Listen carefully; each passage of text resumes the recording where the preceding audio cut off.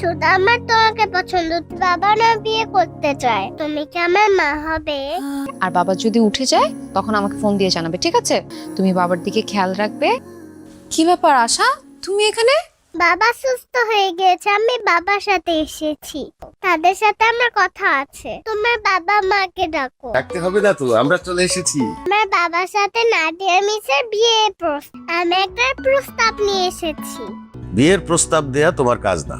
ছোট মানুষ ছোট মানুষের মতো কথা বলবে। আমাদের বাসায় তো কোনো মুরব্বি নেই, আর আমার নানা নানু দেশের বাইরে থাকে। আমার দাদা দাদু মারা গিয়েছে, তাই আমি বিয়ের প্রস্তাব নিয়ে এসেছি। পাকা পাকা কথা না বলে তোমার বাবার সাথে আমার মেয়ের বিয়ে দেব না। প্লিজ এখান থেকে যাও। নিজের একটা ফ্ল্যাট আছে, বাইক আছে, দেখতে সুন্দর, ভালো একটা জব করে। তারপরেও কেন মিসকে বিয়ে দিবেন না? কয়েকদিন পর একটা গাড়িও কিনবে। তার একটা বাচ্চা আছে।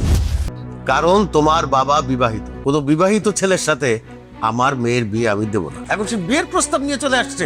কেমন ভাবে তুই মাথায় তুলেছিস? তুমি যাও তো, এখান থেকে যাও। মিসের সাথে আমার বাবার বিয়ে হবেই হবে। আমি যাবো না। আমি পাশে থাকলে আমার মায়ের কথা মনে হয় না। তোমাকে না আমার মায়ের মতো মনে হয়। মনে হয় যে আমি আমার মায়ের সাথে কথা বলছি। তুমি যখন আমার সাথে কথা বলো, আমার মা আমাকে আদর করছে। আমার মনে হচ্ছে যে আমার মা বাবাকে টেক কেয়ার করছে। আমার বাবার জীবনে তোমাকে খুব দরকার। প্লিজ তুমি আমার বাবাকে বিয়ে করো। প্লিজ তুমি আমার বাবাকে বিয়ে করো। আচ্ছা ঠিক আছে, বাবাকে বিয়ে করব। তুই কি পাগল হয়ে গেলি নাকি? নাদিয়া কি বলছিস এসব?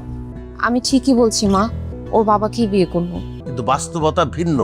অনেক কথা বলা যায়। ওকে বিয়ে করলে তুই কোনোদিনই সুখী হবি না।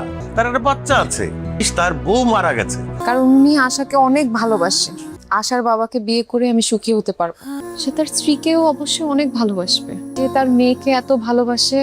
তাছাড়া আশাকেও আমার নিজের মেয়ের মতো মনে হয়। ও যতক্ষণ আমার কাছে থাকে আমার কলিজাটা ঠান্ডা থাকে, সুখ অনুভব হয়। দূরে কোথাও গিয়ে থাকতে পারবো না বাবা। আমাদের আশা অনেক ব্রিলিয়েন্ট একটা মেয়ে, ও অনেক বড় হবে। বাবা তুমি জানো না, মা ছাড়া ও কখনো ভালো থাকবে না। ওর বাবা জাহিদ সাহেব অনেক ভালো মানুষ, ওনাকে বিয়ে করতে আমার কোনো আপত্তি নেই। নাদিয়া আরেকটা বার চিন্তা কর। বিয়েটা কিন্তু ছেলে খেলা না মা। যা বলছি ভেবে চিন্তেই বলছি। শিক্ষিত সচেতন একটা মানুষ, ওনাকে বিয়ে করব, অন্য কাউকে না। বিয়ে যদি করতে হয় আমি থ্যাংক ইউ মিস। সুখী দেখতে চাও তাহলে এই বিয়েতে আপত্তি করো না প্লিজ। বাবা, এখন চলো বাসায় চলো। কিসের সাথে কথা শেষ হয়েছে? তোমার জন্য একটা সারপ্রাইজ আছে। এতদিন তোমার বিয়েতে আমি বাধা দিয়েছি। তুমি তো শুধু বিয়ে করতে চাও। আজকে আমি তোমার বিয়ে ঠিক করে ফেলেছি। তুমি আমার বিয়ে ঠিক করেছো? কার সাথে?